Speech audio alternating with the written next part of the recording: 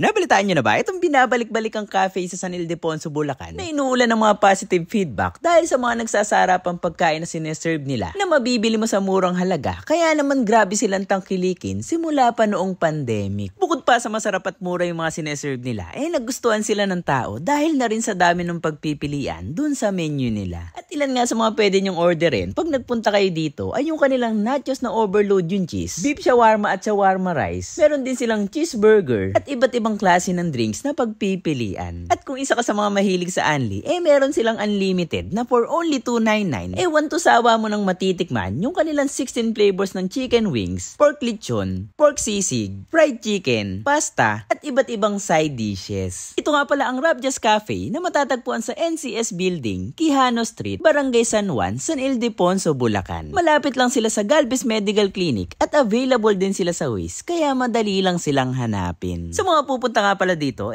open sila from 11 AM to 8 PM every Monday to Friday at 11 AM to 9 PM naman during weekends and holidays. Kung may dala naman kayong sasakyan, less hassle na sa pagpapark dahil meron silang parking lot dito. Pagdating naman sa dining area nila, fully air-conditioned na pero hindi nga lang ganong kalakihan na sa tansya ko kaya lang mag-accommodate ng at least 25 to 30 persons. At heto nga pala yung ilan sa mga menu nila na i-post nyo na lang para makita nyo yung presyo nung ilan sa mga gusto nyong tikman. At nung kumain nga tayo dyan, meron tayong nakasabay na satisfied customer na bumabalik-balik dito. Para sa akin po, 10/10 sa store ng Rapjas. If ever magagawin man po kayo dito, must try po ang kanilang Anli chicken wings na iba't ibang flavors. At heto at sinimulan na rin natin tikman yung ilan sa mga sinerve nila, kagaya na lang nitong siomai at Shanghai na hindi tinipid dahil napakamiti ng feelings. Sinunod na natin itong pork lechon na merong special sauce. Dodong.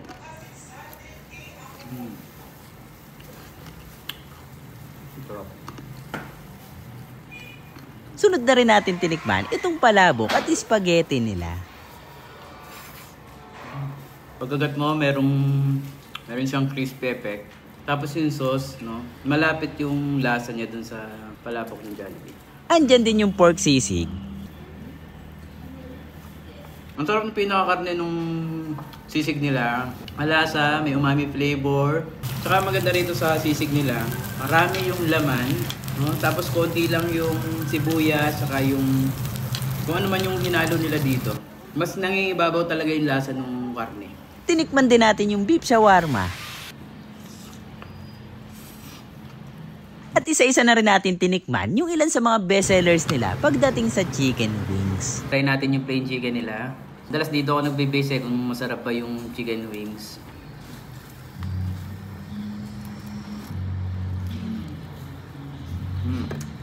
Lambot tsaka malinamnam. Tapos crispy siya. Goods yung pinaka plain chicken nila. Ang maganda dito, maliliit yung chicken wings kaya hindi ka mauumay sa isang peraso. Pagdating sa drinks, itong mango graham yung in-order natin. At si Mekos Icha naman, kinilig dito sa milk tea niya. Ang tamis para si Crush. Si Emma naman, sobrang nagustuhan itong spicy chicken. Medyo maanghang, pero sulit. And overall nga, masasabi kong sulit yung ibabayad nyo dito. Dahil quality yung lasa ng mga pagkain na sineserve nila. Kaya naman hindi na rin kami magtataka kung bakit sila inuulan ng mga magagandang feedback. At ngayon nabalitaan nyo na. Alam nyo na yung susunod na gagawin. Hanggang sa muli!